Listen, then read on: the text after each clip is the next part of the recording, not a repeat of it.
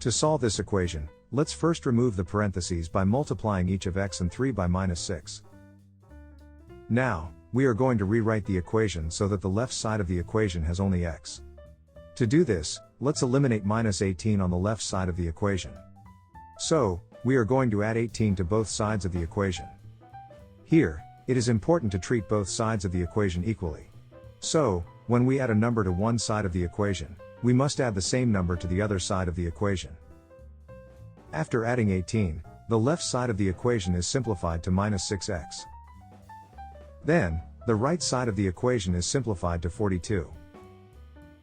Now, we are going to eliminate -6 in front of x. So, let's divide both sides of the equation by -6. After dividing them by -6, the left side of the equation is simplified to x. Then, let's simplify the right side of the equation. 42 divided by -6 is -7.